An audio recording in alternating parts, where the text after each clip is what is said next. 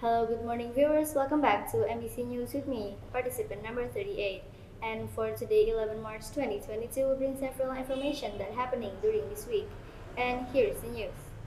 The pandemic's effect is not being discussed enough, says Indonesian minister. There's not enough discussion globally about the coronavirus pandemic's effects on students learning at school are closed to prevent further spread of the virus. Indonesian Education Minister Nadiem Anwar Makarim told CNBC on Monday. A lot of people keep mentioning about the health crisis and about the economic crisis that's caused by the pandemic. But not enough people are talking about the educational crisis, the learning crisis that is happening all around the world, not just in Indonesia, the minister told CNBC's Street Science Asia.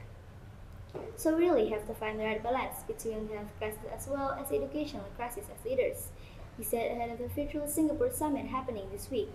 Currently, schools in more than 50 countries remain fully closed, affecting over 870 million students globally, according to data by the Indonesian Educational, Scientific and Cultural Organization, or UNESCO.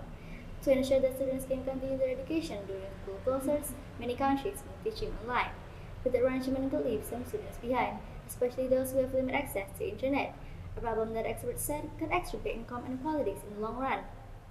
Indonesia challenged Archipelagic Indonesia, the challenge of making sure all students have access to remote learning is enormous, said Makarim. I think everywhere in the world, not just Indonesia, distance learning will at least in the short term have a negative impact on educational outcomes and qualities, because it takes a long time for people to adapt the new way of teaching and learning, he said. This Indonesia is even more acute because of the huge diversity of geographic challenges, infrastructural challenges, he added. The challenges are enormous, really. Many schools in Indonesia have remained shut since March as authorities struggle to contain the coronavirus disease or COVID-19. But only 40% of Indonesia have internet access. Most of them in urban areas in the capital Jakarta, according to Singapore CIS Yusof Aisyah, too. Several steps to address those problems.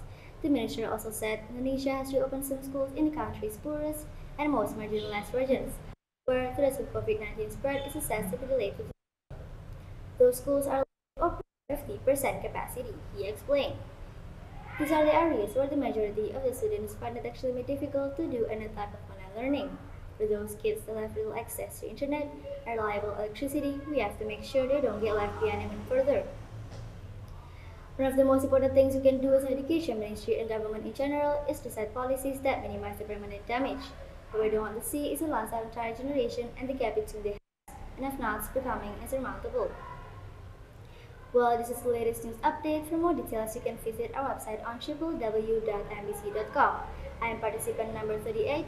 You and have a nice day.